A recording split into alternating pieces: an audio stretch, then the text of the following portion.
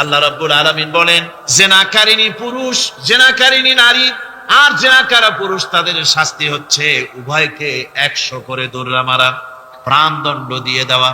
এই শাস্তি যদি হয়, জেনা বন্ধ হয়ে যাবে, বিবাহ সহজ হবে। ইসলামী রাষ্ট্র হলে পরে জেনা করা কঠিন হবে, বিবাহ করা সহজ হয়ে যাবে।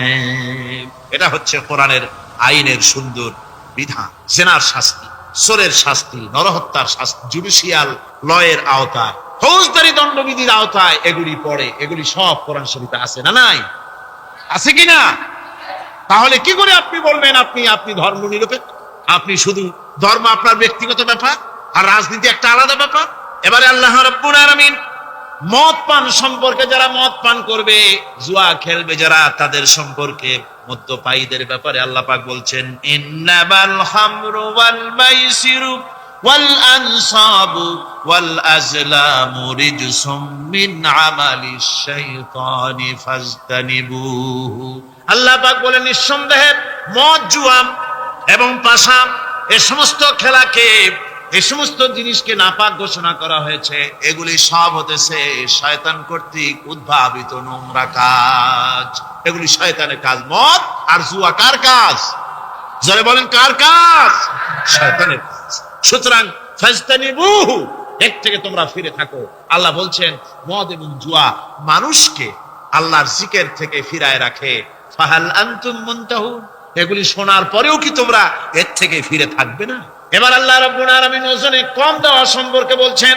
যারা ব্যবসায়ী, অনেক ব্যবসায়ী আছে, ব্যবসা করতে গিয়ে ধর্ম ব্যক্তিগত ব্যাপার, ব্যবসার মধ্যে ধর্ম নিতে চাই না। কয় যে ধর্ম দারুণ পবিত্র জিনিস, এত পবিত্র, শুধু মসজিদে থাকবে, শুধু মাদ্রাসায় থাকবে, আমার জীবনের বিস্তীর্ণ অঙ্গনে ধর্ম ঢুকতে পারবে না। তার মানে ভাবখানা এই, আল্লাহ এবং রসুলকে বলে দেওয়া হচ্ছে, হে আল্লাহ, হে রসুল, তোমাদের উপরে 144 জারি করে দিলাম, শুধু মসজিদে আর খানকায় থাকো, মাদ্রাসায় থাকো, আমাদের জীবনের বিস্তীর্ণ অঙ্গনে তোমাদের কোনো প্রবেশের অধিকার নাই। জোরে কর নাউজুবিল্লাহ।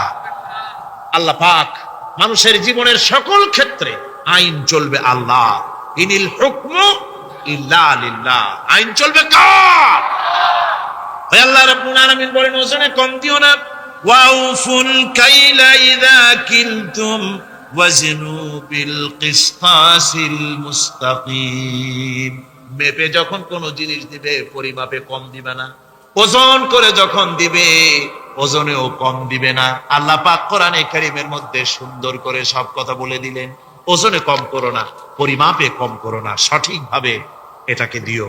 এতিমের মাল সম্পর্কে কোরআন বলছে, ওয়ালা তাকরাবু মালাল ইয়াতীমি ইল্লা বিল্লাতী হিয়া আহসান।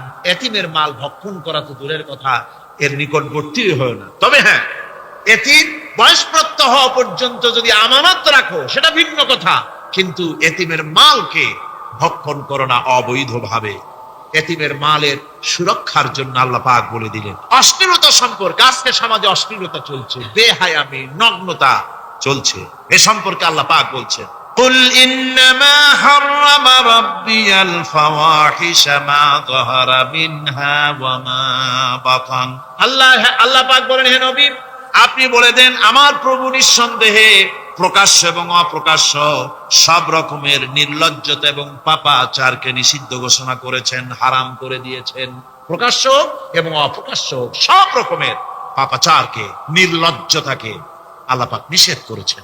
আজকে আমাদের দেশের টেলিভিশনে যে সমস্ত নির্লজ্জ বিজ্ঞাপন দেওয়া হয়, নারীর দেহের যে সৌন্দর্য প্রদর্শনী করা হয়, এ কি কোনো মুসলমান দেশের করা উচিত? কোন মুসলমানদের জন্য এটা কি বৈধ? আজ নির্লজ্জতা, বেহায়ামি ছড়িয়ে পড়ছে চতুর্দিকে। আল্লাহ পাক নিষেধ করছেন, হারাম করে দিয়েছেন। প্রকাশ্য অপ্রকাশ্য সব রকমের নির্লজ্জতা আল্লাহ পাক হারাম করেছেন। সুদ সম্পর্কে আল্লাহ পাক বলছেন, ওয়াহাল্লাল্লাহুল বাইআ ওয়া হাররামার রিবা। আল্লাহ পাক বলেন, আমি সুদকে হারাম করেছি আর ব্যবসাকে করেছি হালাল। ব্যবসা করো, ব্যবসার মধ্যে বরকত আসবে। সুদ নিও না, সুদ দিও না। আজকে সুদের প্রচলন চলছে। আল্লাহর আইন না থাকার কারণে এমন একটা জঘন্য ধরনের অপরাধ আমার জাতি করছে, সুদের মতো নিকৃষ্ট পাপের সাথে গোটা জাতি জড়ায় গেছে। ঠিক কিনা কর? সুদ খাওয়া এবং দেওয়া কি? জোরে বলেন কি? এই সুদের মধ্যে রয়েছে 70টি গুনাহ। তার ছোট্ট গুনাহ হলো নিজের মাকে নেকাহ করা। জোরে কোন নাউজুবিল্লাহ। এই মারাত্মক গুনাহ গোটা জাতি জড়িয়ে আছে। এই জন্য আলহামদুলিল্লাহ, আল্লাহ শুকর আদায় করি যে এখন বাংলাদেশে ইসলামী ব্যাংক চালু হয়েছে, সুদমুক্ত ইসলামী ব্যাংকিং বাংলাদেশে চালু হয়েছে। কোন আলহামদুলিল্লাহ। এতদিন সুদী ব্যাংকে লেনদেন করেছেন, তার না হয় একটা জবাব দিতে পারবেন কিয়ামতের দিন যে আল্লাহ, সুদমুক্ত ব্যাংক ছিল না, করবোটা কি? এই টাকা পয়সা নিয়ে বিপদে পড়ে গেছিলাম, চোরে নেবে, ডাকাতে নেবে, জীবন যাবে, তাই সুদী ব্যাংকে পয়সা রাখছিলাম। হয়তো একটা জবাব খোড়া অজুহাত খাড়া করতে হয়তো বা পারবেন। কিন্তু সুদমুক্ত ব্যাংক চালু হওয়ার পর সুদী ব্যাংকের সাথে যারা লেনদেন করছেন আর নামাজ রোজাও করছেন, কি জবাব দেবেন কোন কিয়ামতে? নামাজে রক্ত হয়ে গেছে, উজুর পানি নেই, কি করবেন? নামাজ ছেড়ে দেবেন? কি করবেন? তায়াম্মুম করবেন। তায়াম্মুম করে নামাজের মুসাল্লায় দাঁড়িয়ে গেছেন, এমন সময় উজুর পানির খবর এসে গেছে, কি হবে? তায়াম্মুম থাকবে না, ছুটে যাবে। ইসলামী ব্যাংক ছিল না বলে সুদী ব্যাংকগুলিকে তায়াম্মুমের মতো ব্যবহার করেছেন, কিন্তু ইসলামী ব্যাংক এসে গেছে, উজুর পানি এসে গেছে। এখন যদি সুদী ব্যাংকের সঙ্গে লেনদেন চালু রাখেন, মনে রাখবেন অবশ্যই কিয়ামতের দিন আল্লাহর দরবারে আসামির কাঠ গড়ায় দাঁড়াতে হবে। সুদের টাকা দিয়া গার্মেন্টস ফ্যাক্টরি করা হচ্ছে। উদ্বোধনের দিনে মৌলভী সাহেব, তাও পাওয়া যায়, অসুবিধা হয় না। মিলাদের দাওয়াত হয়েছে, কোন টাকা দিয়ে বানাইছে তা জানার দরকার কি? কিছু পয়সা তো হবে। মিলাদ পড়তে গেলেন, কোরআন তেলাওয়াত করলেন, দোয়া করলেন, বরকতের জন্য দোয়া করলেন। কোন জায়গায় বসে তেলাওয়াত করলেন আপনি? কার নামে দরুদ পড়লেন? কোন জায়গায় পড়লেন যে সুদের টাকা দিয়ে ঘরটা তৈরি হলো, আল্লাহর সাথে বায়াত করা হলো? আবার সেখানে সাইনবোর্ড লাগায়, হাযা মিন ফাদলি রাব্বি, এটা আমার প্রভুর অনুগ্রহ। নাউজুবিল্লাহ। প্রভুর অনুগ্রহ সুদের টাকা দিয়ে ঘর বানানো? কবি বলছেন, ये इमारत बनी है सूद से आए मेरे मुरब्बी, ये इमारत बनी है सूद से आए मेरे मुरब्बी, और उस पे लिखा है हादा मिन फضل रब्बी। এই বিল্ডিং তৈরি হয়েছে সুদের টাকা দিয়ে। আর কি ভাগ্যের বিড়ম্বনা, কি পরিহাস! সেই সুদের টাকার বিল্ডিং এর উপরে লেখা হচ্ছে হাদা মিন ফাদলি রাব্বি, এটা আমার আল্লাহর অনুগ্রহ। নাউজুবিল্লাহি মিন যালিক। কোরআন তেলাওয়াত করে উদ্বোধন করা হচ্ছে, দরুদ পড়ে উদ্বোধন করা হচ্ছে না, আল্লাহর সাথে বাগাবত করা হচ্ছে। সুতরাং আল্লাহ পাক বলছেন, আমি সুদকে হারাম করেছি, ব্যবসাকে করেছি হালাল। এই সুদ থেকে যদি না ফেরো, فإن لم تفعلوا فأذنوا بحرب من الله ورسوله। আল্লাহ রাব্বুল আলামিন বলেন, যদি এই সুদ থেকে না ফেরো, যদি এই সুদ থেকে বিরত না থাকো, তাহলে আমি আল্লাহ এবং আমার রাসূলের পক্ষ থেকে যুদ্ধের ঘোষণা রইল। পারবেন? আল্লাহ রাসূলের সাথে যুদ্ধ করতে পারবে? নাউজুবিল্লাহি মিন যালিক। মানুষের পক্ষে সম্ভব? সুদ সম্পর্কে আল্লাহ ঘোষণা করলেন কোরআনে কারীমের মধ্যে। এবার ধনী এবং গরিব সম্পর্কে, ধনী আর গরিবের ভিতরে সম্পর্কটা কেমন হবে আল্লাহ পাক কোরআনে কারীমের মধ্যে বলে দিলেন, ওয়াফি আমওয়ালিহিম হাক্কুল লিসাইলি ওয়াল মাহরুম। আল্লাহ রাব্বুল আলামিন বলছেন, ও ধনীরা, তোমাদের সম্পদের ভেতরে গরিবদের অধিকার আছে, সে অধিকার আদায় করে দাও। একথা বলা হলো না গরিবরা তোমাদের করুণার পাত্র, দয়া করে তাদের কিছু দাও, একথা আল্লাহ বলেন নাই। বললেন, ধনীরা শুনে রাখো, তোমাদের সম্পদে গরিবদের অধিকার আছে, অধিকার তাদের ফিরিয়ে দাও। এরপরে আল্লাহ পাক বললেন, কাইলা ইয়াকুনা দুলাতাম বাইনাল আগনিয়াই মিনকুম, তোমাদের সম্পদগুলি যেন তোমাদের ধনশালী লোকদের হাতে যেন পুঞ্জীভূত না হয়ে যায়। দেশের সমস্ত সম্পদ গুটি কতক লোকের হাতে যেন পুঞ্জীভূত না হয়, বরং তা যাকাত, ফিতরা, সাদকা, এককালীন দান ইত্যাদির মাধ্যমে জনগণের কাছে যেন তা পৌঁছে যায়, এক জায়গায় যেন পুঞ্জীভূত হয়ে না থাকে। এভাবে করে আল্লাহ পাক মানুষের জীবনের সাথে সম্পৃক্ত কথাগুলি বলছেন। রাষ্ট্র ব্যবস্থা সম্পর্কে বলছেন, ওয়া আমরুহুম শুরা বাইনাহুম, রাষ্ট্র পরিচালনা করতে গিয়ে তাদের সাথে পরামর্শ ভিত্তিক রাষ্ট্র চালাও, স্বৈরাচার হয়ে ক্ষমতায় বসে থেকো না, ইচ্ছে মাফিক দেশ চালায়ও না, ডিক্টেটর হয়েও না, পরামর্শ ভিত্তিক দেশ পরিচালনা করো। এভাবে করে আল্লাহ রাব্বুল আলামিন রাষ্ট্রপ্রধানকে বললেন, ওয়াসাবিরুহুম ফিল আমর, প্রত্যেকটি ব্যাপারে, রাষ্ট্রের সব ব্যাপারে তাদের সঙ্গে পরামর্শ করে নাও, পরামর্শ সবার সঙ্গে পরামর্শ করে পরামর্শের ভিত্তিতে কাজ করো, এমনি স্বৈরাচার হিসাবে কাজ করো না। কোরআন প্রবর্তিত সমাজ সকল নাগরিকের মৌলিক অধিকারের গ্যারান্টি দিয়েছে, জোরে কোন সুবহানাল্লাহ।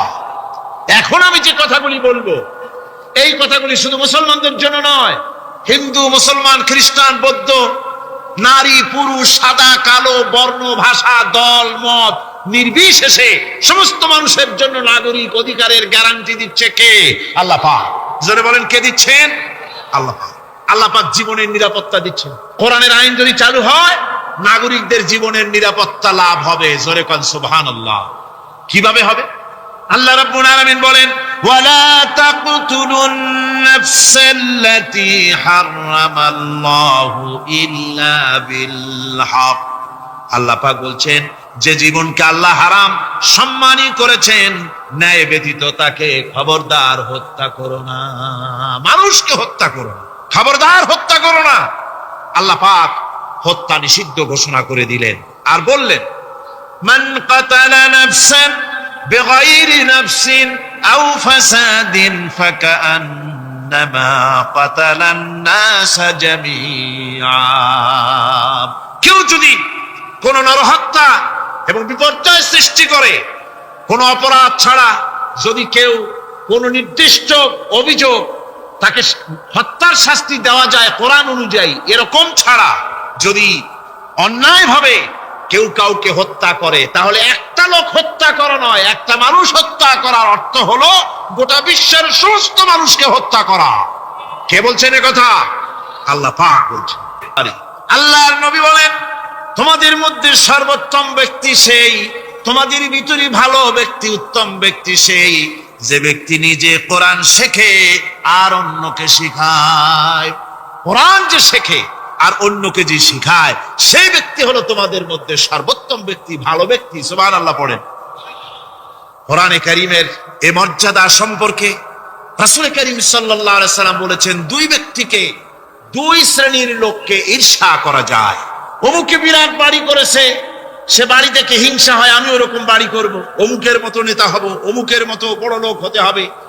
পরশ্রী কাতরতা অথবা ঈর্ষা করা, এরকমের ঈর্ষা করা জায়েজ নাই। রাসূলুল্লাহ বলেছেন, দুই ব্যক্তির সঙ্গে ঈর্ষা করা যায়। আন ইবনে ওমর রাদিয়াল্লাহু তাআলা আনহু আন্নাহু قال قال رسول الله صلى الله عليه وسلم لا حسد الا على الاثنين। দুই ব্যক্তি ছাড়া অন্য কারো সাথে হিংসা করা যায় না, রিস্ক করা যায় না। কোন কোন ব্যক্তি? রাজুলুন আতাহুল্লাহুল কুরআন ফাহুয়া ইয়াকুমু বিহি আনা আল-লাইলি ওয়া আনা আন-নাহার। ওই ব্যক্তির সঙ্গে ঈর্ষা করা যায়, হিংসা করা যায় যে ব্যক্তিকে আল্লাহ পাক কোরআনের ইলম দান করেছেন।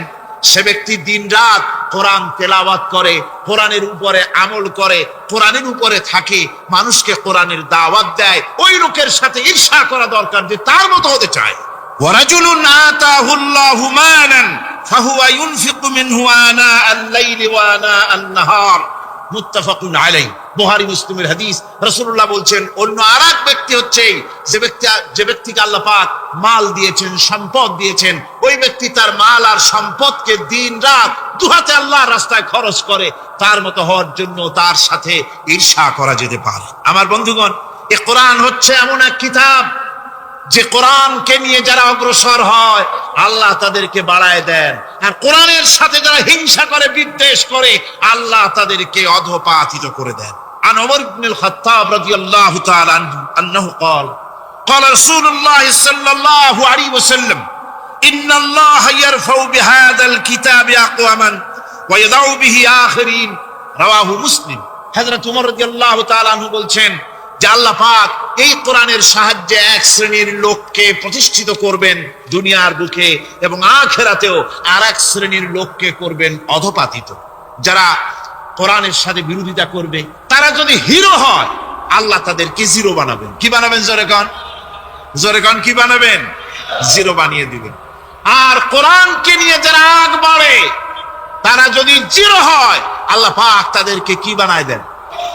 কোরআনের সাথে বিরোধিতা আজকের নতুন কিছু নয়, আবহমান কাল থেকে কোরআনের সাথে চলছে বিরোধিতা।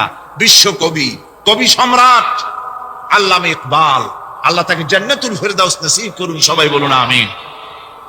আল্লামা ইকবাল বলেছেন, সতীজা কর রহা হ্যায় असल से इमरोज सतेजा कर रहा है असल से इमरोज चरागे मुस्तफा भी से शरारे बुलहबीस मोहम्मद सल्लल्लाहु अलैहि वसल्লামের দীপ শিকার সাথে আল্লাহর দ্বীনের সাথে আবু জাহাল আবু লাহাবের অগ্নিস্ফুলিঙ্গের সংঘর্ষ আবহমান কাল থেকে লেগে এসেছে, কিন্তু ওদের এই অগ্নিস্ফুলিঙ্গের টক্কর লেগে মুহাম্মদ সাল্লাল্লাহু আলাইহি ওয়াসাল্লামের টিম টিম করে জ্বলে ওঠা এই প্রদীপটি প্রচন্ড ঝড়ো হাওয়ার মুখে, টর্নেডো আর গর্কির মুখে নিভে যায়নি, জ্বলছে, জ্বলবে কিয়ামত পর্যন্ত। এটাকে নিভাবার ক্ষমতা বিশ্বের কোনো মানুষের নাই। ফু দিয়ে কেউ যদি নিভাতে চায়, চেহারা শুদ্ধ মাথা শুদ্ধ পুড়ে ছাই হয়ে যাবে, কোরআনের আলোকে নির্বাপিত করতে পারবে না।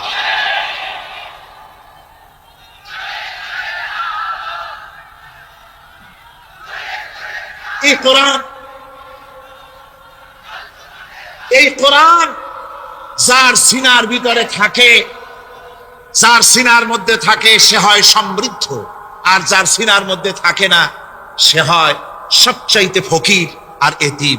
আল্লাহর নবী বলেছেন, ইন্নাল্লাযী লাইসা ফি জাওফিহি শাইউম মিনাল কুরআনি কাল বাইতিল খারিব। যেই দেহের ভিতরে কোরআন নাই, যেই দেহের ভিতরে, যেই সিনার ভিতরে কোরআন নাই, ওই মানুষটা হতেছে একটা সাড়া বাড়ির মতো, একটা উজাড় বাড়ির মতো, বিরান বাড়ির মতো। বিরান বাড়িতে কি থাকে? সাড়া বাড়িতে কি থাকে? কি কয়? না না, ভূত কিসের? খামোখাই ভয় পান আপনারা। ভূত বলে কিছু নেই। হ্যাঁ, শয়তান থাকে, জেল থাকে, তারপরে ওর মধ্যে আর কি থাকে? উতুম পেঁচা থাকে, ইঁদুর থাকে, তেলাপোকা থাকে, উই পোকা থাকে, বাঁদর থাকে, উল্লুক থাকে, সাপ থাকে। রাসূলুল্লাহর কথা দেখেন, কি সুন্দর কথা, সুবহানাল্লাহ সুবহানাল্লাহ। যে দেহের ভিতরে কোরআন নাই, সারা বাড়িতে যা থাকে, পুরো বাড়িতে যা থাকে, বিরান বাড়িতে যা থাকে, যে দেহে কোরআন নাই সেই দেহের মধ্যে তাই থাকে। আজ দেখুন বাংলাদেশের শিক্ষাঙ্গনে, কলেজ ইউনিভার্সিটি গুলিতে কোরআন পড়ানো হয় না। বলেন ঠিক কিনা? আমাদের বিশ্ববিদ্যালয়গুলিতে কোরআন পড়ানো হয়, তাফসীর পড়ানো হয়, হাদিস পড়ানো হয়। হাদিস কোরআন আল্লাহর কালাম পড়ানো হয় না বলে অবস্থা কি হয়েছে? হাদিস থেকে মিলায় নিন, ইন্নাল্লাযী লাইসা ফি জাওফিহি শাইউম মিনাল কুরআনি কাল বাইতিল খারিব। কোরআন নাই তো সারা বাড়ি, কোরআন নাই তো কি আছে? যে ঘরের মধ্যে মানুষ নাই, উল্লুক থাকে, ভাল্লুক থাকে, শয়তান থাকে, তেলাপোকা থাকে, সারপোকা থাকে, হিংস্র প্রাণী ভরপুর থাকে। যে শিক্ষা প্রতিষ্ঠানে কোরআন পড়ানো হয় না, সেখানেও সন্ত্রাসীরা বাস করতে পারে, ভালো মানুষ টিকতে পারে না। এই জন্য কোরআন যেখানে পড়া হয় না সেটা কবরের তুল্য, কোরআন যেখানে তেলাওয়াত হয় না সেটা কিসের তুল্য? কবরের তুল্য। আল্লাহর নবী বলেছেন, আনাবি হুরায়রা রাদিয়াল্লাহু তাআলা আনহু আন্নাহু ক্বাল ক্বালা রাসূলুল্লাহ সাল্লাল্লাহু আলাইহি ওয়াসাল্লাম লা তাজআলু বুয়ুতাকুম মাকাবির, রাওয়াহু মুসলিম। আল্লাহর নবী বলেন, তোমাদের ঘরগুলিকে তোমরা কবর বানায়ো না। অর্থাৎ যে ঘরের মধ্যে কোরআনে কারীম তেলাওয়াত হয় না সেটা কবরের সমতুল্য। কবরের সমতুল্য। আগে আমাদের ঘর সমূহে যখন ছোট ছিলাম তখন দেখতাম ঘরে ঘরে কোরআন তেলাওয়াত হতো, ঠিক না?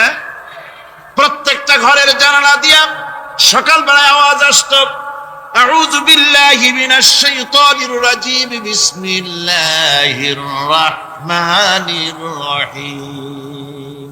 তেলাওয়াতের আওয়াজ ভেসে আসতো। আজ আর এই অবস্থা নাই। আজ ভদ্রলোকের বাড়ির সামনে দিয়ে হেঁটে যাবেন, সকালবেলা কিসের তেলাওয়াত? জনমের ঘুম ঘুমায়, পাইকারি দরে ঘুমায়, ফজরের নামাজ নাই। শহরের অবস্থা, অধিকাংশ বাড়িতে ফজরের নামাজ হয় না। ডিশ এন্টিনার মাধ্যমে, আগে তো শুধু শুধু বাংলাদেশের ছবি, ডিশ এন্টিনার মাধ্যমে সারা পৃথিবীর শয়তানি আর বদমাশি ঘরে বসে গেলা যায়। উপকারিতা এবং অপকারিতা দুটোই আছে। নিউজ দেখা যায়, সাথে সাথে আবার নিউজের সাথে আরো বাজে কিছু দেখা যায়। এগুলো দেখতে দেখতে রাত শেষ হয়ে আসে, ঘুমায় জনমের মতো, এক ঘুমে বেলা 9টা আর 10টা।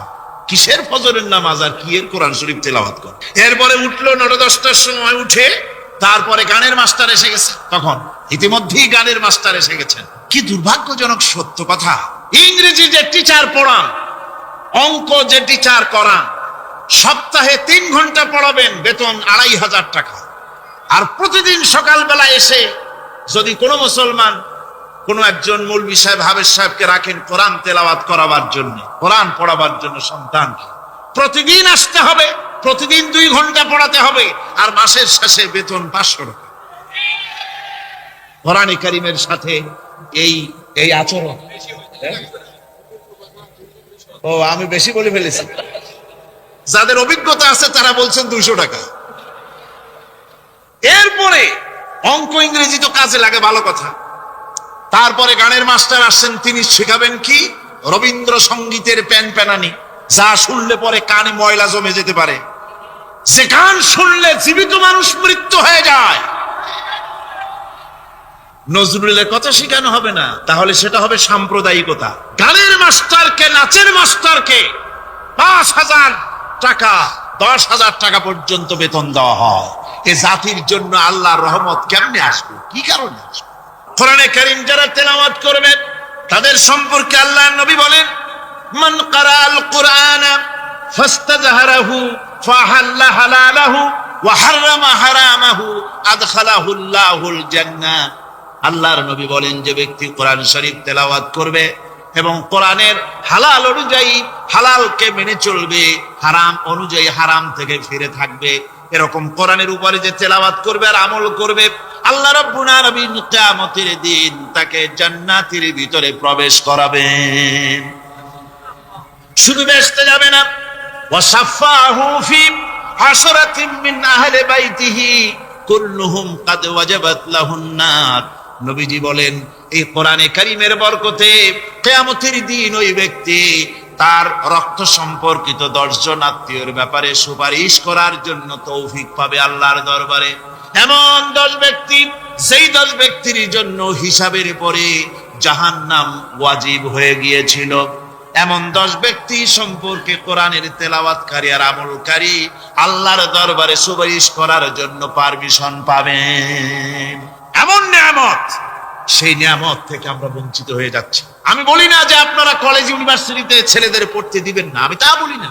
তারা কলেজ ইউনিভার্সিটিতে বিলক্ষণ পড়াশোনা করুক, কিন্তু তাদেরকে কোরআন শরীফ শিখান। লক্ষ লক্ষ টাকা খরচ করলেন ছেলের পেছনে, কিন্তু কোরআন শিখালেন না। আপনি মরে গেলে আপনার জানাজাটা পড়বে, এ তৌফিকও সে পেল। জানাজার ইমামতি তো দূরের কথা, জানাজার নিয়ত জানে না, পাক পবিত্রতা জানে না। বাপ মরে গেছে, সে তখন ছিল মার্কেটে, শুনলো বাপ মরছে, তাড়াতাড়ি জানাজায় শরীক হতে হবে। প্যান্টও পাক নাই, যেহেতু পেশাবের যখন বেগ এসেছিল দেওয়ালের পাশে দাঁড়াইয়া কাম সারছে, দোয়া মোছার কাম নাই, মাথায় টুপি নাই, নাক মোছা রুমাল ছিল পকেটে, রুমালটা মাথায় দিয়া দাঁড়ায় গেল। আল্লাহু আকবার। বাপের কপালে যা আছে তাই হোক। তারপরে বাপ মরে গেছে, কান্না শুরু করেছে। যেদিন মরছে সেদিন কাঁদতেছে, পরের দিনও একটু মুখ মলিন কাঁদতে। নাম বল্টু মিয়া। তার আবার এক বন্ধু আছে, তার নাম শান্টু মিয়া। শান্টু মিয়া বলছে, মিয়া বল্টু কান্দো কেন? বাপ মরে গেছে। এগুলো বাঁচে নাকি? এগুলো মরেই যায়। আমার একটা ছিল, ওটাও মরছে। চিরকাল কারো বাপ থাকে, সুতরাং এত মন খারাপ কেন? আসো, ইন্ডিয়া থেকে ভালো একটা বই আসছে, সেটা দেখে এত আনন্দ পাবে। বাপ তো বাপ, 14 গোষ্ঠী মরলেও মনের দুঃখ বুঝে যাবে। এরপরে বাড়ি এনে তাকে সিনেমার ছবি দেখানো হলো।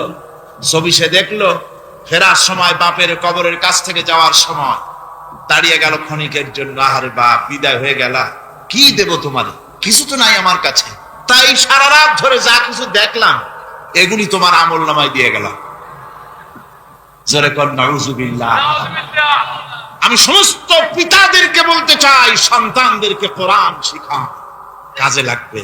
কোরআন শিখালে কাজে লাগবে। কোরআন শরীফ মুখস্থ করেন, বেশি করে মুখস্থ করেন কোরআনে কারীম, আপনার ফায়দা হবে। হযরত ওমর রাদিয়াল্লাহু তাআলা আনহু বর্ণনা করছেন যে রাসূল কারীম সাল্লাল্লাহু আলাইহি ওয়াসাল্লাম বলেছেন, ইউকালু লিসাহিবিল কুরআনি ইকরা ওয়ারাত্তিল কামা কুনতা তুরাত্তিলু ফিদ দুনিয়া। কিয়ামতের দিন জান্নাতীদেরকে, বেহেশতীদেরকে আল্লাহ রাব্বুল আলামিন বলবেন, কোরআন শরীফ তেলাওয়াত করো আর উপরের দিকে উঠতে থাকো। কোরআনে যেভাবে দুনিয়ার বুকে কোরআনে কারীম তুমি মুখস্থ করেছিলে, ধীরে ধীরে তেলাওয়াত করতে, ওইভাবে ধীরে ধীরে কোরআন তেলাওয়াত করো আর উপরের দিকে উঠতে থাকো। আল্লাহ পাক বলতে থাকবেন উপরের দিকে ওঠো, তেলাওয়াত করো আর ওঠো। উঠতে উঠতে যেই জায়গায় গিয়ে তোমার তেলাওয়াত শেষ হয়ে যাবে, জান্নাতের ওই জায়গাটা তোমার জন্য বরাদ্দ হবে। আবু দাউদ শরীফের হাদিস, জান্নাতের ওই জায়গাটা তোমার জন্য বরাদ্দ হবে। এখন যাদের শুধু সূরা ইখলাস আর সূরা কাউসার মুখস্থ, তারা তো দুই পা আগাই বসে যাবে, উঠতে পারবেন না। বেশি বেশি মুখস্থ করেন, হাফেজ কোরআন হন অথবা হাফেজের মতো হন। বেশি বেশি মুখস্থ করেন সূরা ইয়াসিন, সূরা দুখান, সূরা আর রহমান, সূরা ওয়াকিয়া, সূরা মুজাম্মিল, এই সমস্ত সূরা, বেশি সূরা আল আরাফ, সূরা কাহাফ, সূরা মারিয়াম ইত্যাদি মুখস্থ করেন। কিয়ামতের দিন কাজে লাগবে। জান্নাতের অত উঁচায় উঠতে পারবেন। হাফেজ যে কোন জায়গায় যাবে, সুবহানাল্লাহ ওয়া বিহামদিহি, 30 পারা কোরআন যার সিনার ভিতরে, জান্নাতের কোন জায়গাটা আল্লাহ তাকে বরাদ্দ করবেন। সুবহানাল্লাহ সুবহানাল্লাহ। কোরআনে কারীমকে মুখস্থ করুন, বেশি করে মুখস্থ করুন। কোরআনে কারীমকে বেশি করে তেলাওয়াত করুন। এই কোরআনে কারীমকে যারা বেশি করে তেলাওয়াত করবে, তেলাওয়াত করতে গিয়ে যারা আল্লাহর কাছে কিছু চাওয়ার সময় পাবে না, তাদের সম্পর্কে রাসূল করিম সাল্লাল্লাহু আলাইহি ওয়াসাল্লাম বলেছেন হাদিসে কুদসি, রাসূল করিম সাল্লাল্লাহু আলাইহি ওয়াসাল্লাম বলেছেন, ইয়াকুলুর রাব তাবারাক ওয়া তাআলা মান শাগালাহুল কুরআন আন যিকরি মাসআলাতি আতাইতুহু আফজালা মা উতিয়া সাইলি। আল্লাহর নবী বলেন, আমার আল্লাহ পাক বলেছেন, কোরআন তেলাওয়াত করতে গিয়ে যারা ব্যস্ত থাকে, কোরআন তেলাওয়াত করতে করতে যারা আমার কাছে হাত পেতে কিছু চাওয়ার সময় পায় না, যারা আমার কাছে হাত পেতে কিছু চায়, তাদের থেকে তেলাওয়াতকারীদেরকে আমি রব্বুল আলামিন বেশি করে দেই। জোরে বলেন সুবহানাল্লাহ। কোরআন তেলাওয়াত করতে করতে যারা আল্লাহর কাছে হাত পেতে চাওয়ার সময় পায় না, আল্লাহ পাক বলেন যারা চায় তাদের থেকে তেলাওয়াতকারীকে আমি বেশি দেই। আমার বন্ধুগণ, শুধু তাই নয়, এ কোরআনে কারীম যারা তেলাওয়াত করবে, আমল করবে, কিয়ামতের দিন তার মা বাবার মাথার উপরে আল্লাহ রাব্বুল আলামিন, আবু দাউদ শরীফের হাদিসে এসেছে, তার মা বাপের মাথার উপরে নূরের টুপি পরিধান করানো হবে। এমন নূরের টুপি, এমন নূরের তাজ পরানো হবে, চন্দ্র সূর্যের আলোকে ম্লান করে দেবে। হাসরবাসীরা প্রশ্ন করবেন, এ লোকটি কে? কোন ফেরেশতা নাকি বলে না, কোন নবী নাকি বলে না, তবে কি ইনি কে? জবাব হবে, ইনি হচ্ছেন সেই ব্যক্তি যিনি তার সন্তানদেরকে কোরআন শিখিয়েছিলেন। কোরআন শিখানোর কারণে আল্লাহ রাব্বুল আলামিন আজ তার মা বাপের মাথার উপরে নূরের টুপি পরিধান করে হাসরের ভিতরে মর্যাদা দিলেন। কিয়ামতের দিন দুনিয়াও মর্যাদা পাওয়া যাবে, আখিরাতেও মর্যাদা পাওয়া যাবে যদি কোরআনে কারীমকে তেলাওয়াত করা যায়, আমল করা যায়, বোঝা যায়, তাহলে এই সমস্ত নিয়ামত আল্লাহ পাক দান করবেন। সুতরাং এই এত বড় নিয়ামত থেকে আমরা যেন কেউ বঞ্চিত হয়ে না যায়। কোরআন হচ্ছে এমন এক কিতাব যার তাফসীর লেখা হয় নাই। পৃথিবীতে এমন কোনো ভাষা নাই, পৃথিবীর উল্লেখযোগ্য সবগুলি ভাষায় কোরআনে কারীমের তাফসীর লেখা হয়েছে, কিন্তু কোন মুফাসসির আজ পর্যন্ত একথা বলেন নাই যে আমি যে তাফসীর লিখছি এর চাইতে ভালো তাফসীর আর কেউ লিখতে পারেও না আর পারবেও না, এটা শেষ, আর তাফসীর লেখা লাগবে না। একথা কেউ বলতে পেরেছে? জোরে বলেন, পেরেছে? পারে নাই। তার কারণ কি?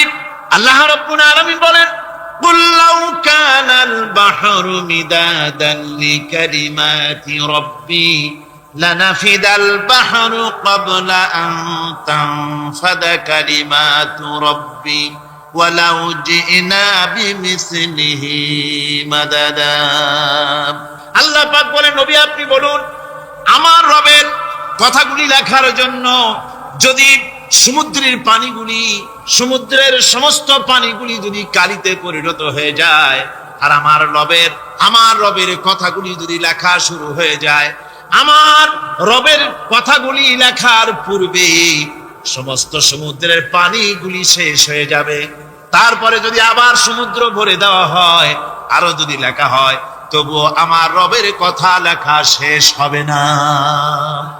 আল্লাহ রাব্বুল আলামিন বলেন, ওয়ালাউ আন্নামা ফিল আরদি মিন শাজারাতিন আকলামু ওয়াল বাহরু ইয়ামুদ্দুহু মিন বা'দিহি সাবআতু আবহুরিম মা নাফিদাত কালিমাতুল্লাহ।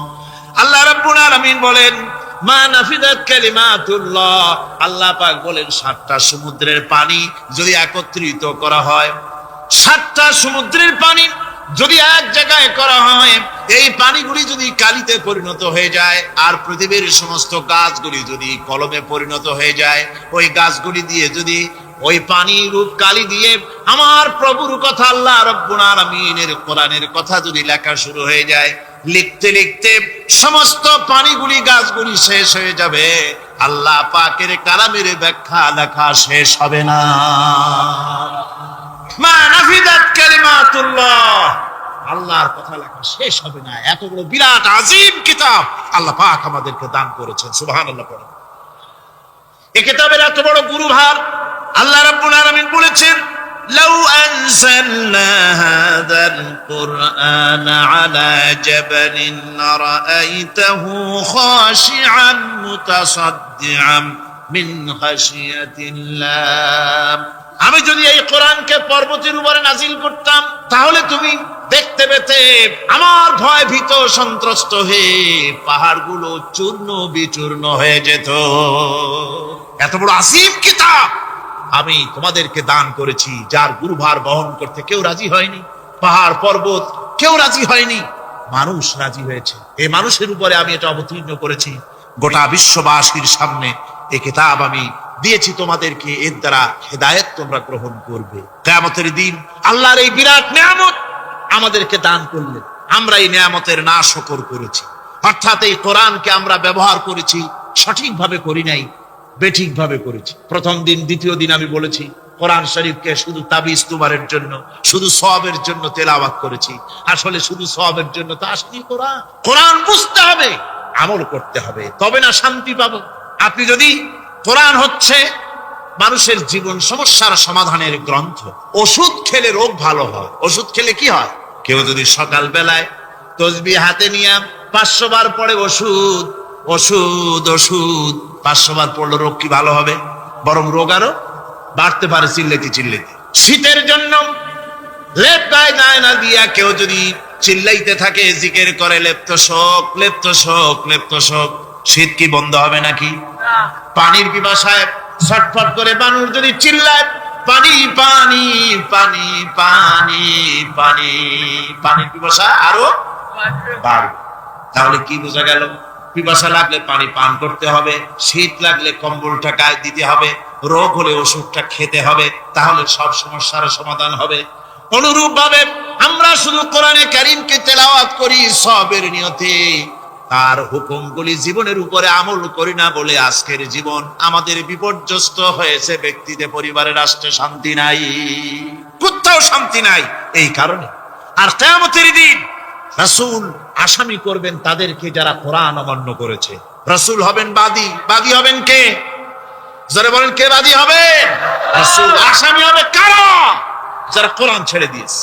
আল্লাহ রাব্বুল আলামিন বলেন, وقال الرسول يا رب إن قومي اتخذوا هذا القرآن مهجورا। কিয়ামতের দিন রাসূল আল্লাহর দরবারে ফরিয়াদ করবেন, আয় আমার রব, আয় আমার আল্লাহ তাআলা, এই সমস্ত লোকগুলি তোমার কালামকে, তোমার কোরআনকে অপ্রয়োজনীয় জিনিস বলে তারা পরিত্যাগ করেছিল। কোরআনকে অপ্রয়োজনীয় মনে করেছে, কোরআনের সাথে ঠাট্টা করেছে, বিদ্রুপ করেছে, কোরআন শিক্ষা ভিক্ষার ঝুলি, শেখার বুলি মনে করেছে। কোরআনের কোনো মূল্য দেয় নাই, কোরআনের কোনো দাম দেয়নি, কোরআনের সাথে ঠাট্টা করেছে, কোরআনের আইনের সাথে ঠাট্টা করেছে, বিদ্রুপ করেছে। আমাদের দেশে শিক্ষাবিদ, চিন্তাবিদ, বুদ্ধিজীবী নাম ধরনের নামধারী এক শ্রেণীর লোকেরা কোরআনের সাথে সরাসরি বেয়াদবি করেছে। আহমদ শরীফ বলেছে পরকাল নাই, আল্লাহ বলছেন পরকাল আছে। আর আহমক, আহমদ তো না, ওটা কি?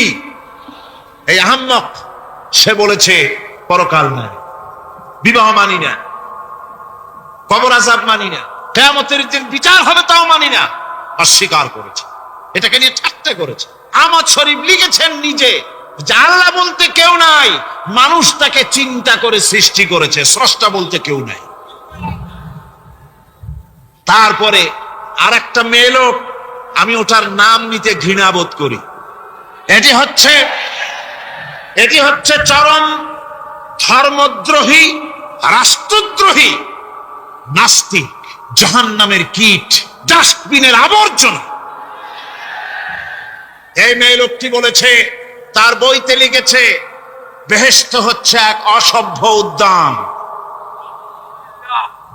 কোরআন শরীফে আল্লাহ পাক বলেছেন, আমলে সালেহ যারা করবে, নবীরা, ওলিরা, সিদ্দিকীন, শুহাদা সব যাবে জান্নাতে। আর সেই জান্নাতকে এই খাবিসা, এই নিকৃষ্ট ধর্মদ্রোহী, রাষ্ট্রদ্রোহী মহিলা, এই সে বলেছে বেহেশত হচ্ছে এক অসভ্য উদ্যান। পৃথিবীর অতৃপ্ত বহুগামী পুরুষেরা তাদের থাকার জায়গা হবে ওই বেহেশতের মধ্যে। যেরকম নাউজুবিল্লাহ। এই মেয়ে লোকটি সমগ্র নারী জাতির কলঙ্ক। ভারত, বাংলাদেশের শ্রেষ্ঠ শত্রু ভারত, এই শয়তানকে পয়সা দিয়া পুষতেছে। কলকাতায় দাওয়াত দিয়ে আনন্দ পুরস্কার দিয়েছে।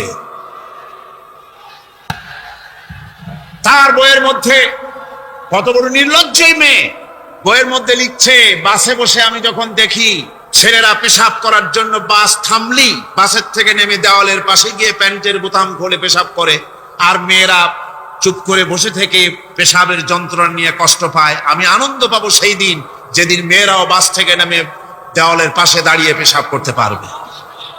এটা কি একটা মানুষ? অসভ্য জানোয়ার একে জন্ম দিয়েছে, আল্লাহই ভালো জানে। আমার বন্ধুগণ, তার অসভ্যতার শেষ নাই। কোরআন নিয়ে ঠাট্টা করেছে, বলেছে আমার মা রাতের বেলায় ঝুলে ঝুলে সূরা ইয়াসিন পড়ে, আমি চিন্তা করি যে কত বাজে কাম করতেছে সে। বলছে আল্লাহ পাক কোরআনের মধ্যে পুরুষকে বেহেশতের হুরিদের কাঁচা মাংসের লোভ দেখাইয়া, মদ খাওয়াবার লোভ দেখিয়ে তাদেরকে নামাজ রোজা করার জন্য বাধ্য করতেছে। বেহেশতে কি শরাব, বেহেশতে কি মদ পান করানো হবে? না, বেহেশতে মদ পান করানো হবে না। মদ তো নাপাক জিনিস। আল্লাহ পাক বলছেন বেহেশতে পান করানো হবে, ওয়াসাকাহুম রাব্বুহুম শারাবান তাহুরা। জান্নাতের ভিতরে আল্লাহ পাক শারাবে তাহুর পান করাবেন, যেটা নিজেও পাক এবং যে পান করবে সেও পবিত্র হয়ে যাবে। সুবহানাল্লাহ। সুতরাং এই কোরআন নিয়ে ঠাট্টা বিদ্রুপ যারা করেছে, কিয়ামতের দিন আল্লাহর দরবারে তাদেরকে উঠতে হবে, আজ হোক কাল। আমি জানি না বাংলাদেশ সরকার ভারতের ভয়ের চোটে এই মেয়ে লোককে পুলিশ প্রহারা দিয়া পুষতেছে নাকি আমার বুঝে আসে না। বাংলাদেশ সরকারের পররাষ্ট্র মন্ত্রণালয় রীতিমতো আসামির কাঠগড়ায় দাঁড়িয়ে বিবৃতি দিয়েছেন এবং তাকে পুলিশ প্রহরার ভিতরে রেখেছে। বাংলাদেশের দণ্ডবিধি অনুযায়ী ওর তো ফাঁসি হয়ে যাওয়া উচিত। কোরআনের বিরুদ্ধে কথা বলেছে, আল্লাহর কোরআন নিয়ে ঠাট্টা করেছে। আমার বন্ধুগণ, কিয়ামতের দিন যখন এরা উপস্থিত হবে আল্লাহর দরবারে, আল্লাহ রাব্বুল আলামিন কোরআনের সাথে যারা ঠাট্টা করেছে, বিদ্রুপ করেছে, কোরআনের আইনকে নিয়ে যারা ঠাট্টা বিদ্রুপ মজাক উড়াইছে, কিয়ামতের দিন তাদেরকে বলা হবে ওয়াকিলাল ইয়াউমা নানসাকুম কামা নাসিতুম লিকা ইয়াউমিকুম হাদা। কিয়ামতের দিন আল্লাহ রাব্বুল আলামিন কোরআনের ঠাট্টাকারী, কোরআনের বিদ্রুপকারী, কোরআনের আইনের অমান্যকারীদেরকে বলবেন আমি আজকে তোমাদের ভুলে গেলাম, যেমন করে তোমরা এই দিনে আমার সঙ্গে সাক্ষাৎকারের কথা ভুলে গিয়েছিলে। তোমরা যেমন আমার আজকের এই কিয়ামতের দিনের কথা যারা ভুলে গিয়েছিলে, আজকে আমিও তোমাদেরকে ভুলে গেলাম। এরপরে কি হবে? ওয়া মাওয়াকুমুন নার ওয়া মা লাকুম মিন নাসিরিন। আল্লাহ পাক বলেন এরপরে এদের জায়গা হবে জাহান্নাম, আর এদের সাহায্যকারীও কেউ থাকবে না, জাহান্নামে চিরকাল থাকতে হবে। এটা এই জন্য যে তারা আল্লাহর কোরআনের সঙ্গে ঠাট্টা করেছে, বিদ্রুপ করেছে, কোরআনের আইন মানে নাই, কোরআনের আইনকে অমান্য করে চলেছে। এই জন্য কিয়ামতের দিন আল্লাহ রাব্বুল আলামিন তাদেরকে শাস্তি প্রদান করবেন। কোরআন পৃথিবীর বুকে আল্লাহ নাজিল করেছেন। শুধু তেলাওয়াত করবেন ঝুলে ঝুলে, এই জন্য নয়। কি জন্য নাজিল হলো? এবার উদ্দেশ্য শুনুন। আল্লাহ পাক বলেন, আর রহমান আল্লামাল কুরআন। আল্লাহ রাব্বুল আলামিন তিনি হলেন এমন দয়াবান, এমন রহমান, যিনি কোরআন শিখালেন। কি কারণে শিখালেন? কোরআন নাজিলের উদ্দেশ্য কি? আল্লাহ পাক বলেন, ইন্না আনজালনা ইলাইকাল কিতাবা বিল হাক্কি লিতাহকুমা বাইনান নাসি বিমা আরাকাল্লাহ। আল্লাহ পাক বলেন, এই কিতাব আমি আপনার প্রতি অবতীর্ণ করেছি এই জন্যে যাতে করে আপনি আল্লাহর প্রদর্শিত এই বিধান অনুযায়ী মানুষের উপরে বিচার ফয়সালা করতে পারেন। মানুষের উপরে আইন চলবে আল্লাহ। কার আইন? জোরে বলেন, কার আইন? আলা লাহুল খালক ওয়াল আমর। সৃষ্টি যার, আইন চলবে কার?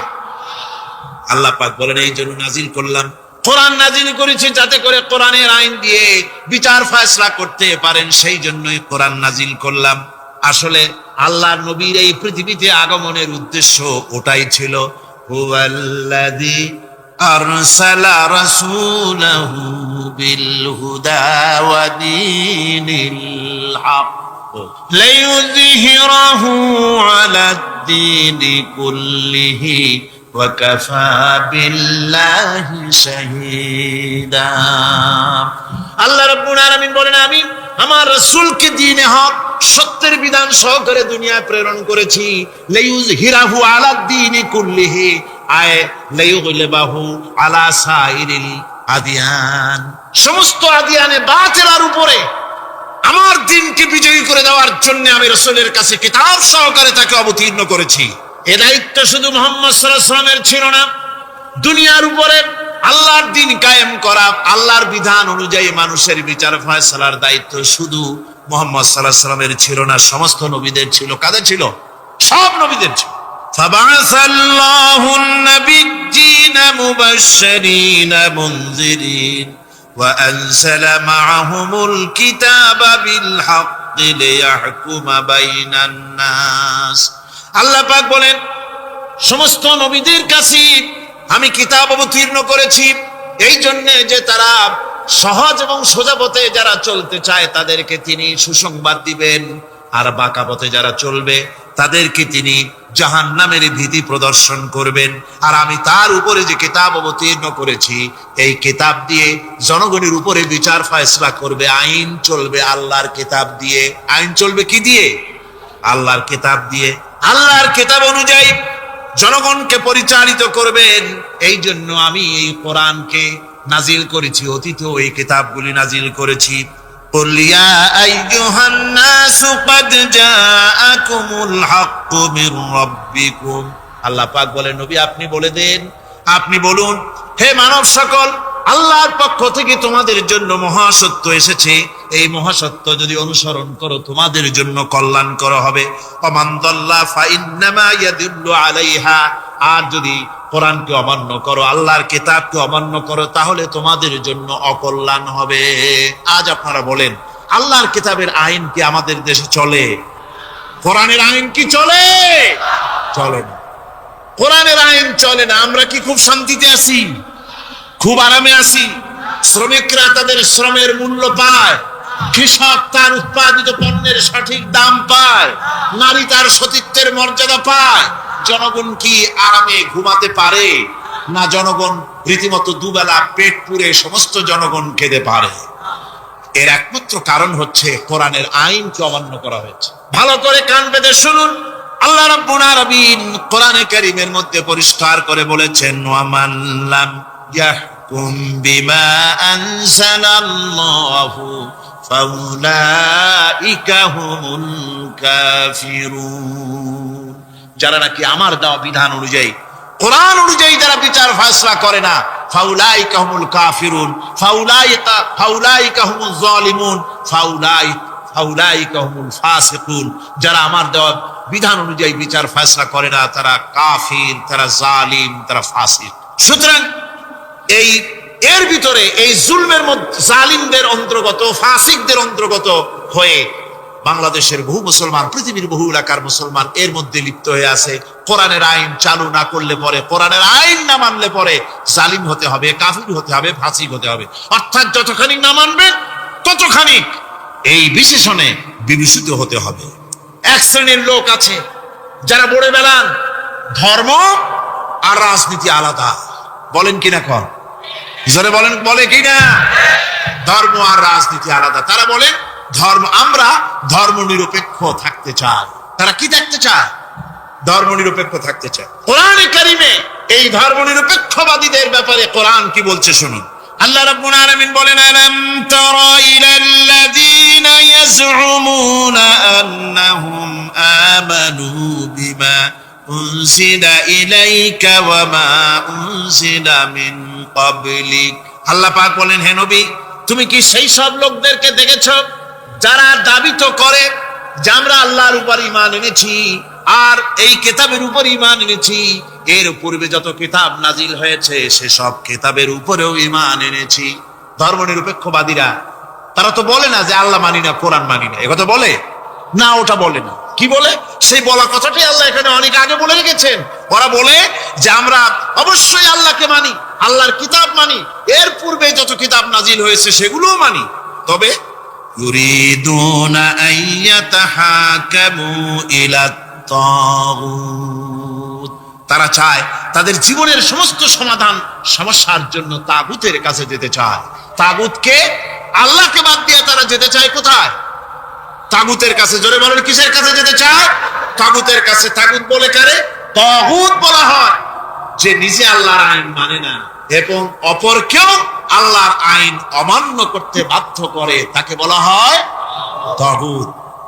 ওরা বলে ধর্ম আর রাজনীতি আলাদা, কোরআন মানি কিন্তু কোরআনের আইন মানি না। ওরা কোরআন মানে ঠিকই, বলে যে কোরআন মানি, কিন্তু কোরআনের আইন মানে। তাহলে এ মানি বলার অর্থটা কি? এর মূল্যটা কোথায়? কোরআন যদি মানো তো কোরআন বলেছে সুদ খেও না, আমাদের দেশে সুদ চলছে না। কোরআন বলেছে বিবিকে পর্দায় রাখো, পর্দায় কি রাখা হচ্ছে? কোরআন বলেছে ওজনে কম দিও না, তা কি মানা হচ্ছে? কোরআন বলেছে আমার আইন দিয়ে দেশ শাসন করো, তা কি করা হচ্ছে? সুতরাং ধর্মনিরপেক্ষ মতবাদ যেটা, এই মতবাদটা কোরআনের দৃষ্টিতে কুফরি মতবাদ। ধর্মনিরপেক্ষ মতবাদ কি? জোরে বলেন, ধর্মনিরপেক্ষ মতবাদ কি? কোন মুসলমান, যে ব্যক্তি নিজেকে মুসলমান বলে দাবি করে, ধর্মনিরপেক্ষ মতবাদ সে বিশ্বাস করতে পারে না, জায়েজ নাই, হারাম। আফাতুমিনুনা বিবাদিল কিতাব ওয়া তাকফুরুনা বিবাদ, তোমরা কোরআনের কিছু অংশকে মেনে নিবে আর কিছু অংশকে করবে অস্বীকার। এটা যদি করো দুনিয়ার জীবনে পাবে দুনিয়ার জীবনে জিল্লতি আসবে, লাঞ্ছনা আসবে, আর কিয়ামতে পাবে জাহান্নামের শাস্তি। সুতরাং ধর্মনিরপেক্ষ মতবাদের অর্থ তারা বলে যে ধর্মহীনতা নয়, আসলে কিন্তু ধর্মনিরপেক্ষ মতবাদের অর্থই হলো ধর্মহীনতা। ঠিক কিনা কন? জোরে বলেন ঠিক কিনা? এই ধর্মনিরপেক্ষ মতবাদ আমাদের দেশের জন্ম হয় নাই, এর জন্ম হয়েছে ইউরোপ সভ্যতায়। প্রাচীন ইউরোপ সভ্যতায় এর জন্ম হয়েছিল, সেখান থেকে তার আন্ডা বাচ্চা ভারতে এসেছিল। ভারত থেকে এই আন্ডা বাচ্চার কিছু অংশ 1972 সালে তদানীন্তন সরকারের মাথার উপরে ভারত চাপিয়ে দিয়েছিল। সেই ধর্মনিরপেক্ষ মতবাদ 1972 সনের সংবিধানে লেখা হলো, কিন্তু 1982 সনে যখন সংবিধান আবার অ্যামেন্ডমেন্ট করা হলো, তখন ধর্মনিরপেক্ষতার কপালে ঝাঁটা মেরে বিদায় করা হয়েছে। বাংলাদেশে ধর্মনিরপেক্ষ মতবাদ চলতে পারে না। ধর্মনিরপেক্ষ মতবাদের কথা আমাদের দেশে তারাই বলে যারা 72 সনে ক্ষমতায় ছিলেন। তারা ধর্মের সাথে কি ব্যবহার করেছেন আমরা ভুলে যাই নাই, আপনারা ভুলে গেছেন। 1972 সনে দেশের সমস্ত বিশ্ববিদ্যালয়ের মনোগ্রাম থেকে ইকরা বিসমি রাব্বিকাল্লাযী খালাক রাব্বি জিদনি ইলমা, কোরআনে কারীমের আয়াতকে বিদায় করে দেওয়া হয়েছিল। শাসনতন্ত্রের শিরোনামে বিসমিল্লাহকে গ্রহণ করা হয় নাই। শুধু তাই নয়, কোরআনে কারীম সেখানে তেলাওয়াত করা হয় তখনকার সময় রেডিওতে, টেলিভিশনে, ওই 72 থেকে 3 বছর, এবং এখনো সেই দলটি মিটিং করতে গিয়ে, কোনো জায়গায় কিছু করতে গিয়ে আগে কোরআন শরীফ, তারপরে গীতা, তারপরে বাইবেল। এগুলি হচ্ছে মুনাফিকের লক্ষণ। কিসের লক্ষণ? যেখানে যেই টেবিলে, যেই মঞ্চে কোরআন তেলাওয়াত হয়, বাইবেল, গীতা পড়া হারাম, পড়া হতে পারে না। কোরআনের চাইতে শ্রেষ্ঠ কিতাব আল্লাহর দুনিয়া আছে? সমস্ত কিতাবকে রদ করেছে কোরআন।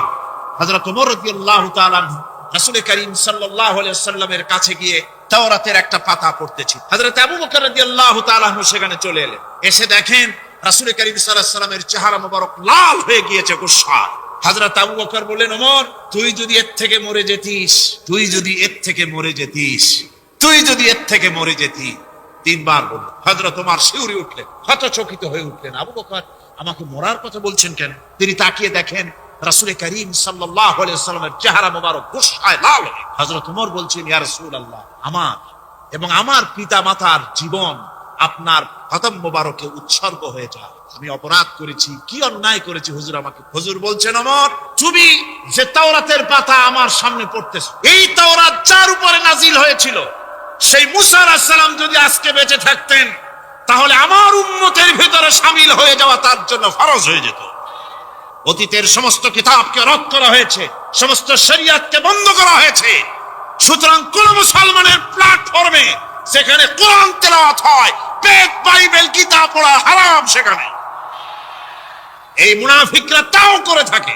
আমার মুসলমান ভাইয়েরা, নজরুল ইসলাম কলেজের ইসলাম শব্দ বাদ দিয়ে নজরুল কলেজ করা হয়েছিল। সলিমুল্লাহ মুসলিম হলের মুসলিম শব্দ বাদ দিয়ে শুধু সলিমুল্লাহ হল করা হয়েছিল। তার মানে ধর্ম এদের কলিজায় আগুন জ্বালিয়ে দেয়। ইসলামের নাম বরদাস্ত হয় না, কোরআনের নাম বরদাস্ত হয়। আর বরদাস্ত হয়নি বলেই আল্লাহ পাক তার ইন্তেকাম নিয়েছে। আমার বক্তব্য হচ্ছে, কোরআনে কারীম পৃথিবীতে এসেছে শাসন করতে দুনিয়াকে। তার মধ্যে রয়েছে রাজনীতি, অর্থনীতি, সব। এই বিচার ফয়সালা কোরআন থেকে যারা গ্রহণ করে না, রাসূলকে যারা বিচারক মানে না, তাদের সম্পর্কে আল্লাহ পাক কি বলছেন শুনুন। ফালা ওয়া রাব্বিকা লা ইউমিনুনা হাত্তা ইউহাক্কিমুকা ফীমা শাজারা বাইনাহুম থুম্মা লা ইয়াজিদু ফী আনফুসিহিম হারাজাম মিম্মা কাদাইতা ওয়া ইউসাল্লিমু তাসলিমা। আল্লাহ রাব্বুল আলামিন বলেন, ফালা ওয়া রাব্বিক, কখনো নয় হে নবী, আপনার রবের কসম, কখনোই নয়। ওরা মুমিন নয় যারা নাকি তাদের জীবনের সব কিছুর ব্যাপারে যতক্ষণ পর্যন্ত আপনাকে বিচারক না মানে, আপনার দেওয়া ফয়সালাকে গ্রহণ না করে, এবং আপনি বিচার করার পর ফয়সালা দেওয়ার পরে এটার উপরে দ্বিধাহীন চিত্তে মেনে যতক্ষণ না নিবে, ততক্ষণ পর্যন্ত তারা যত ঈমানের দাবি করুক, তারা আসলে মুমিন না। এ ফতোয়া কার? এ ফতোয়া কার? আল্লাহ রাব্বুল আলামিনের ফতোয়া। কখনো মুমিন হতে পারবে না যারা রাসূলুল্লাহকে ফয়সালাকারী হিসেবে গ্রহণ না করবে, কোরআনকে সংবিধানের উৎস হিসেবে গ্রহণ না করবে। কোরআন এসেছে আইনের কিতাব হিসেবে পৃথিবীর মানুষকে পরিচালিত করার জন্য। আজ এই কোরআনের আইন যারা মানে সেখানে শান্তি পায়, কোরআন যেখানে মানে না সেখানে শান্তি হয় না। আল্লাহ পাক পরিষ্কার বলেছেন, কোরআনের আইন মেনে চলো। আর যারা এই কোরআনকে অমান্য করবে তাদের শাস্তি কি হবে? আল্লাহ পাক বলেন, আল্লাযীনা কাযযাবু বিল কিতাবি ওয়া বিমা আরসালনা বিহি রুসুলানা ফাসাউফা ইয়ামালুন। আল্লাহ পাক বলেন, আমি যে কিতাব নাজিল করেছি, এই কিতাবকে যারা মিথ্যা মনে করে, কিতাবকে যারা অস্বীকার করে, কোরআনের আইন যারা মানে না, আমি যে রাসূলের উপরে যা নাজিল করেছি সেগুলির উপরে যারা ঈমান আনে না, এগুলিকে যারা মানে না, তাদের জন্য এর পরিণতি তারা খুব শীঘ্রই টের পাবে। খুব শীঘ্রই তাদেরকে এর পরিণতি দেওয়া হবে। কিয়ামতের দিন তাদেরকে আল্লাহ রাব্বুল আলামিন জাহান্নামে প্রবেশ করাবেন। কোরআনের অবমাননাকারীদের জায়গা কোথায় হবে? কোথায় হবে তাদের জায়গা? জাহান্নামের ভিতরে হবে। সুতরাং আমরা কোথায় যেতে চাই? জাহান্নামে না জান্নাতে? বেহেশতে যদি যেতে চাই, দুনিয়ায় যদি শান্তি চাই, এবং আখিরাতে যদি মুক্তি পেতে চাই তাহলে আমাদেরকে কোরআনের আইনকে মানতে হবে। কিসের আইন মানা লাগবে? কোরআনের আইন মানতে হবে। কোরআনে কারীমের নাজিল হলো, আল্লাহ পাক যে কোরআন আমাদের শিখালেন, আর রহমান আল্লামাল কোরআন, যে কোরআন তিনি আমাদের শিখালেন। এই কোরআন নাজিলের পদ্ধতি ছিল মদিনা এবং মক্কা। রাসূলের মক্কি জিন্দেগিতে কিছু নাজিল হয়েছে, আর মদনী জিন্দেগিতে নাজিল হয়েছে কিছু। মক্কা শরীফে যেগুলি নাজিল হয়েছে সে সূরাগুলো ছিল তাওহীদ, রিসালাত এবং আখিরাতের উপরে নির্ভর করে। আর মদনী সূরা যেগুলি ছিল সেগুলি ফৌজদারি দণ্ডবিধি, উত্তরাধিকারী আইন, তারপরে যাকাত, ওসর, যুদ্ধ, সন্ধি, বন্দী, এরপরে রয়েছে স্বরাষ্ট্রনীতি, পররাষ্ট্রনীতি, অর্থনীতি, জীবন পরিচালনার সমস্ত বিধি আর ব্যবস্থা মদনী জিন্দেগির সূরাগুলিতে, অবতীর্ণ সূরাগুলিতে আল্লাহ রাব্বুল আলামিন নাজিল করেছে। কোরআন শরীফ মানুষের সকল সমস্যার সমাধান দিয়েছে। এখানে আমি এখন তার কিছু নমুনা পেশ করছি আপনাদের সামনে, আপনাদের বোঝার জন্য যে কোরআন। অনেকে বলে যে কোরআনের তাফসীরের ভেতরে রাজনীতির আলোচনা হয়। রাজনীতি সেইটুক করি যেটুকুন আল্লাহ কোরআনে করেছেন। জোরে কোন আলহামদুলিল্লাহ। এর থেকে বালাই কিছু বলি নাকি? কোরআন যেটুকুন করেছে, রাসূলুল্লাহ যেটুকুন করেছে, একজন মুসলমান হিসাবে তা করা আপনার আমার জন্য কি সুন্নত, নফল? ওইটা করা কি জোরে কোন? এটা করা আমাদের জন্য ফরজ। সেই জন্য আমি কিছু নমুনা পেশ করছি আপনাদের সামনে, বুঝতে পারবেন যে কোরআন শুধু নামাজের কথা নিয়ে আসে নাই। কোরআনের মধ্যে আয়াত সংখ্যা কত? ৬,৬৬৬, এটা ঠিক না, কিছু কম আছে। ৬,০০০ কয়েক শত, ভালো করে গুনে দেখা দরকার। তো এই যে আয়াতে কারিমা যেগুলি রয়েছে এর মধ্যে মাত্র ৫০০ আয়াত হচ্ছে হুকমে শরঈ। ভালো করে শুনুন, ৫০০ আয়াত আদেশ এবং নিষেধ জাতীয়। এটা করো, ওটা করো না, এটা হালাল, ওটা হারাম। এ হলো ৫০০। তো এই যদি ৫০০ হয় তাহলে বাকি ৬,০০০ কি? বাকি ৬,০০০ ইতিহাস, দর্শন, বিজ্ঞান, রাজনীতি, অর্থনীতি, সমাজনীতি, উত্তরাধিকারী আইন, পররাষ্ট্রনীতি, স্বরাষ্ট্রনীতি, মানুষের জীবনে যা দরকার, ইহকাল, পরকাল, কবর, হাসর, মিজান, সিরাত, জান্নাত, জাহান্নাম, এসব কিছু আল্লাহ পাক বাকি হাজার হাজার আয়াতের মধ্যে বলেছেন। তো ৫০০ আয়াতের পরিচিতি আমাদের জানা আছে, নামাজ, রোজা, হজ, যাকাত, হালাল, বৈধ, অবৈধ ইত্যাদি সম্পর্কে। কিন্তু বাকি আয়াতগুলিতে আমাদের জীবন পরিচালনার ব্যাপারে আল্লাহ পাকের কথা শুনুন, কিভাবে এ কথাগুলি আল্লাহ পাক আমাদের বলছেন। বিচার পদ্ধতি সম্পর্কে শুনুন। কোরআন যে বিচার পদ্ধতি আমাদেরকে দিয়েছেন, নিরঙ্কুশ ন্যায় বিচারের কথা কোরআন বলেছে। কোরআন বলেছে বিচার হতে হবে কি ধরনের? ওয়াইদা হাকামতুম বাইনান নাসি আন তাহকুমু বিল আদল। কোরআন শরীফ বলেছে তোমরা যখন লোকদের মাঝে বিচার ফয়সালা করবে তখন অবশ্যই সুবিচার করবে, জাস্টিস, ন্যায় বিচার করবে। এই ন্যায় বিচার করতে গিয়ে তোমার সামনে যদি বিজাতীয় কোন লোক আসামি হয়ে দাঁড়ায়, অমুসলিম, তখন বিচারটা কিভাবে করবে? কোরআনে কারীম বলছি, ওয়ালা ইয়াজরিমান্নাকুম শানাআনু কওমিন আলা আল্লা তা'দিলু। কোন বিশেষ শ্রেণীর বিচার কাজ করতে গিয়ে, কোন বিশেষ শ্রেণী বা জাতির বিচার কার্য পরিচালনা করতে গিয়ে তাদের প্রতি বিদ্বেষ যেন তুমি যেন জুলুম করে না বসো, তখন যেন তুমি ইনসাফ করতে পারো, তাদের উপরে জুলুম করবে না। সে যদি তোমার জাতের লোক না হয়, বিচার করতেছে, তুমি বিচারক হিসাবে সঠিক বিচার করবে, বিচারের মানদণ্ডকে কখনো খেলাধুলা করবে না, ভালো সুবিচার করবে। এটা হচ্ছে কোরআনে কারীমের কথা। আর আত্মীয় স্বজনের বিচার সম্পর্কে বলা হচ্ছে যে তোমরা বিচার নিয়ে, সুবিচার নিয়ে তোমরা দাঁড়াও, দণ্ডায়মান হও সুবিচার নিয়ে। মুসলমানেরা তোমরা যখন বিচার করবে তখন এই বিচার করতে গিয়ে ওয়ালাউ আলা আনফুসিকুম আবিল ওয়ালিদাইনি ওয়াল আকরাবিন, সে যদি তোমার নিজের বিরুদ্ধেও যায় বিচার, তা যদি তোমার সন্তান সন্ততি, ভাই ব্রাদার, মা বাপ ইত্যাদির বিরুদ্ধেও যদি চলে যায়, ইয়াকুন গানিয়ান আও ফাকিরান, যদি সে গরিব হয়, যদি সে ধনীও হয়, বিচারের বেলায় কোন রকম তারতম্য করবে না, আপন হোক পর হোক, বিচার করতে হবে সঠিক। এটা কার কথা? আল্লাহর। জোরে বলেন কার কথা? পৃথিবীর কোন ধর্মগ্রন্থে কথা বলেছে? পৃথিবীর কোন জাতি কথা বলেছে? কোরআন বলেছে এই সুবিচারের কথা, সুবিচার করতে হবে। বিচারের বেলায় খবরদার আপন পর এবং কোন ধর্মের লোক এই চিন্তা করতে যেও না। কোরআনে কারিমের মধ্যে রয়েছে ফৌজদারি দণ্ডবিধি, জুডিশিয়াল ল, ফৌজদারি দণ্ডবিধি। এখানে একটা কথা বলে নিতে হয়, আল্লাহর আইন, মূল কথাটা কি? আল্লাহর আইন। আল্লাহর আইনের কথা শোনা মাত্রই এক শ্রেণীর লোকেরা মনে করে আল্লাহর আইন মানেই হলো হাত কাটা, আল্লাহর আইনের অর্থই হলো গলা কাটা, আল্লাহর আইনের অর্থই হলো দৌড়া মারা। এটা একটা বাজে কথা। আল্লাহ পাকের আল্লাহ কি এইরকম একটা বদমেজাজি দারোগার মতো আল্লাহ যে মানুষ পাইলেই খালি পিটাবে আর হাত কাটবে? এটা কথা হইল? হাত কাটা, গলা কাটা, এটা কখন সুবিচার প্রতিষ্ঠিত হয়ে যাবে, খাওয়া পড়ার গ্যারান্টি মিলবে, তারপরে যদি কেউ চুরি করে দৃষ্টান্তমূলক শাস্তি দাও হাত কেটে। এর আগে না। মদিনা মুনাওয়ারায় হযরত ওমর রাদিয়াল্লাহু তাআলা আনহুর সময় অনাবৃষ্টির কারণে দুর্ভিক্ষ দেখা দিয়েছিল।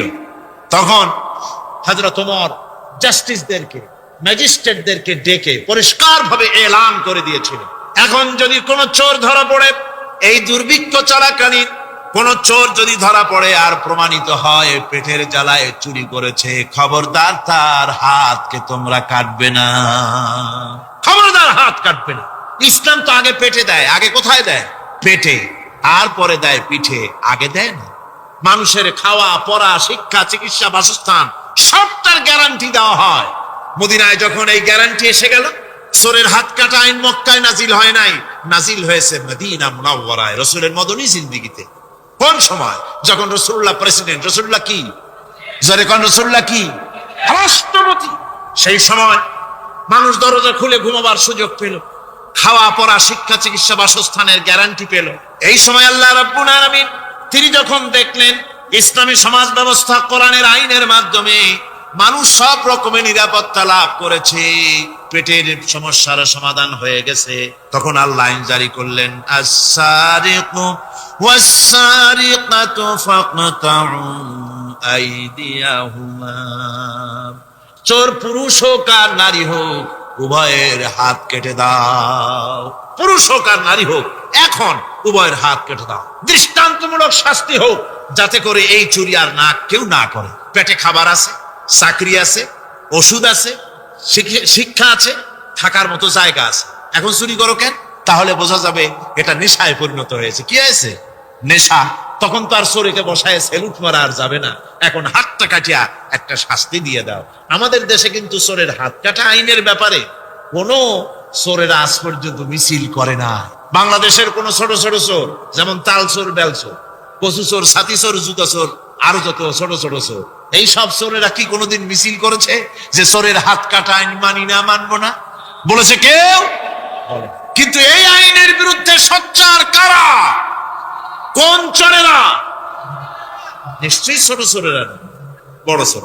যারা তাল বেল চুরি করে না, বরং কলমের খোঁচা দিয়া সরকারের, জনগণের লক্ষ কোটি কোটি টাকা পকেটস্থ করেন মেহেরবানি করে, ওই সব তারা মনে করেন যদি এই আইন চালু হয়ে যায় তাহলে তালচোর বেলচোরের তো কোনো ক্ষতি নাই, ইসলামী রাষ্ট্র চালু হলে পরে তো সকলের পেটে ভাত আসবে, ওই তাল বেল আর চুরি করা লাগবে না, তাদের তো সুবিধা। কিন্তু মুসিবতটা তো আমাদের হবে। বেশি খাইয়া খাইয়া জিহ্বা পুরু হয়ে গেছে, এখন ওই বেশি খাইতে না পারলে বদভ্যাস চালু হয়ে যাবে। চুরি করতে যখন যাইবে তখন এই আইন তো বিসমিল্লাহ হবে আমাদের দিয়া। এই জন্য ওনারাই বিরোধিতা করেন চরম ভাবে। আর ইসলামের সব আইনের সাথে বিরোধিতা করার জন্য বাংলাদেশে যতগুলি পত্রিকা বেরিয়েছে তার মধ্যে শীর্ষস্থানে রয়েছে ভারতের রায়ের টাকায় পরিচালিত নিকৃষ্ট আবর্জনা পত্রিকা আজকের কাগজ।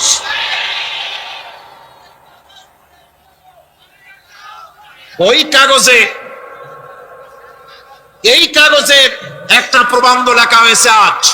সেই প্রবন্ধে লেখা হয়েছে ধর্মভিত্তিক রাজনীতি এমনি এমনি নিষিদ্ধ করা যাবে না, সম্ভব হবে না, এটাকে একেবারে গোড়া থেকে উপড়ে ফেলে দিতে হবে। বাউগড়ির আবদার, ভারতের টাকা নিয়ে লাফালাফি করছে আজকে তারা। বাংলাদেশ থেকে ধর্মভিত্তিক রাজনীতি নিষিদ্ধ ঘোষণার জন্য পায়তারা চালাচ্ছে এই পত্রিকার মাধ্যমে।